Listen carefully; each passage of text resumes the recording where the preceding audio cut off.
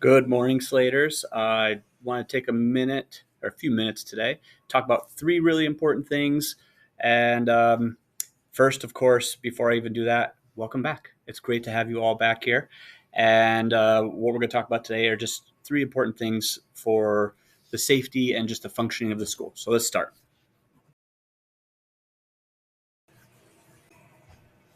Okay, so safety drills are the most important thing. You can't have anything else in school really happen if we don't have a safe environment. And of course, having a safe environment is largely based upon you and how you react to different scenarios. So throughout the school year, we'll practice several of these. Some of them will be fire drills. Some of them will be what we call option-based drills, and even at the beginning and the end of the school year, you'll practice bus drills. So for September, the first full month of school, we will do all three of these. Typically, what we do is every other month. So 1 month will be a fire drill, the next month will be an option based drill. But in September, we'll practice all of these. They're all going to be announced. So we're not trying to surprise you or anything like that when we get started. We really want you to go through the motions. A lot of this is muscle memory. Knowing what to do during a drill makes it so that if there's a real scenario, your body can kind of take over and you know what you need to do.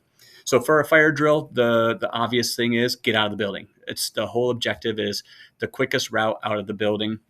You'll follow your teachers with whatever class you're in. You'll check in with the teachers. They have rosters or attendance for all of those classes. If you're not with them, you'll let one of the counselors know who's going to be standing in different locations around the building, and we account for all of our students. This is why it's also really important if you're a student who is signing out of school, whether it's for like a work-based class or maybe an appointment, you always sign out, because if there was ever a fire and we couldn't find somebody, somebody has to come in and look for you, right? And so if you're not here in the building, obviously signing out is a really important part for us to know that you're accounted for.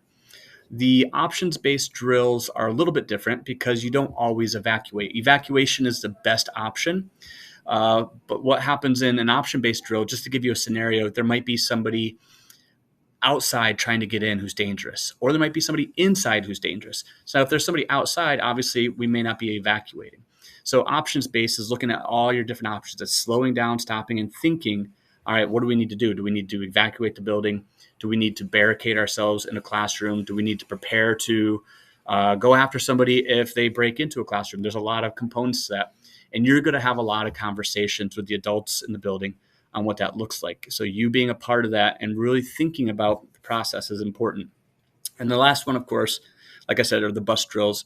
And all students do bus drills, whether you ride buses or not, because you never know. There's field trips, there's other activities like sports, and you knowing what to do in those situations is what's really going to help.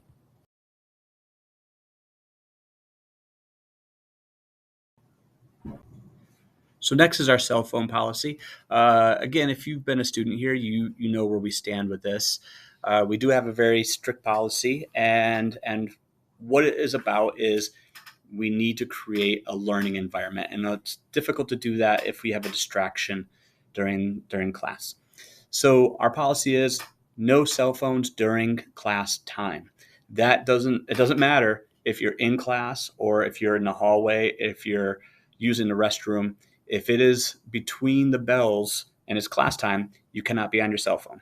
So the times you can be are in between classes. So when you're traveling through the hall to get from one class to the next when the bell has rung, or during lunch. All right. This is very similar to what would happen in a work environment, right? If you're on the job, some jobs, it's very unsafe to actually be on your phone. So if you're on the job, there's an expectation you shouldn't be on your phone. So if you're on a break, that's a little bit different. And we're trying to create that same environment here at the high school. Now, it might be a little bit different at the middle school. So if you're coming up and you're a freshman this year, you'll notice there's a little bit more freedom with that. But you have to be careful not to take advantage of that freedom and that you make sure you're following the rules. So in our process, if you're caught with a cell phone during class time, it gets taken away for that period. If it happens again, and it doesn't matter if it's in the same class or a different class, we track it through the whole building. If it happens a second time, it gets taken away for the day. And if it happens a third time, it's taken away for the day, and we call a parent or a guardian to come and pick it up. And then anything beyond that, the fourth time, fifth time, sixth time, same thing for the day, parent, guardian pick it up, but there's also an added after school detention for it. It seems harsh. I know that. I get that. I know how important cell phones can be, and I know how difficult it could be to really put them down. I think there's, us adults experience that, so it's not unique just to students, but there's a purpose to it. The purpose is to really build the structure we sometimes need in life to be able to focus on the work and know when the right time is and the wrong time is for anything like this, whether it's a cell phone or not. So you're going to see these cell phone stations hanging in the classroom, a blue shoe rack. This is the mandatory space where cell phones need to be placed during class time. That is something that is going to be required across the school in every class with every teacher. Um, you know, Obviously the goal here is to have your cell phone in a place where it's away and not going to be distracting you. And the benefit here is it is somewhere where you can see it and it's taken good care of and it's not going to be damaged or messed around by anybody. So these will be placed in every classroom. And of course, this is something that we discussed at our opening day meeting. And I just wanted to remind you about that here.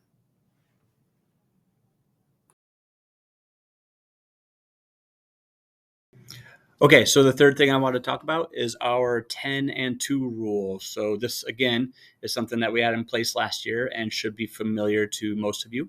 And what it basically says is for the first 10 minutes of every single class, you need to be in that classroom, and the same for the last 2 minutes. Now, ideally, of course, you're in the classroom the whole time, but we know that sometimes there's a need for a drink or a restroom break, or maybe you need to visit the nurse for something or go to the office for something. What we are saying in the 10 and 2 rule is that should not be happening in the first 10 minutes and it shouldn't be happening in the last 2 minutes. Here's a logic behind that. Oftentimes in a class, the first 10 minutes is when your teacher is setting up the whole class lesson. So you're getting instructions, you're figuring out what the learning objective is. You're going through all these pieces that are important. And if you're not there for it because you needed to run to the bathroom really quickly, that's going to make everything slow down. It means directions are being read out more than once, and it just makes for a tougher learning environment. The last 2 minutes is also an opportunity where teachers oftentimes check in, make sure that you know the homework, make sure that you have an opportunity to ask questions if you're still stuck on something. So those are really important. So make sure that you are in class during those times. And if you need to use a restroom or get a drink, that you're waiting until after the 10 minutes. Now, there's an obvious caveat. There's an obvious catch to this. This isn't including emergencies. So while we say this, I want you to understand, like, if there's an emergency, if you're feeling really ill and you need to go to the nurse, that's a different scenario, right? That's something you need to communicate with your teacher, and they'll understand the difference between just needing to go to the nurse for something really simple, not a big deal, versus like, hey, you're really feeling sick and let's get you down to the nurse. That's a conversation with your teacher, though. And the general rule, though, is just to keep you into class where you are maximizing your opportunities for learning.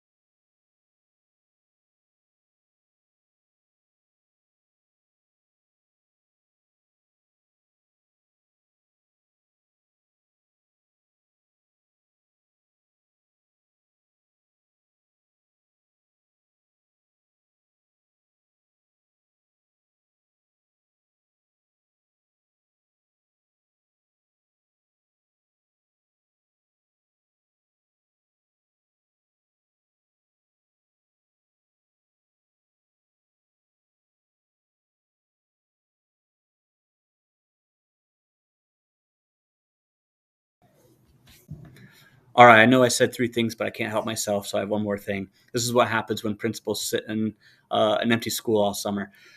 So this is a humongous thing, and we've talked a little bit about it already. This is your school, right? How good this school is, how amazing it is really starts with you as the students. So I want you to take pride, be proud of being a Slater. I think it's an amazing thing, and take pride in your school. And one way that we do that is by supporting each other. And by supporting each other, that doesn't mean we always have to agree. I think challenging each other is important, but we do it in a way that is respectful. We do it in a way that is allowing people to have a voice and making sure that you have a voice as well. And so I think from the bottom of my heart, one of the things that makes this school great is you taking the time to hear out your classmates and you making sure that you have a voice in the school. And these are all the pieces that make a school amazing. On top of that, there's going to be times possibly where you see things that don't really fit that value. I want you to be able to speak out. I don't want you to be a bystander. You always hear this: don't be a bystander, be an upstander. And that means that when you see something that isn't right, you say something. There's a lot of adults in this building. I would want you to go to a trusted adult and do that. And that's another part that not only keeps the school safe, but it also helps to build the school that we deserve and that you guys deserve. All right. I hope you guys all have a great day. We'll see you Tuesday. So have an amazing weekend.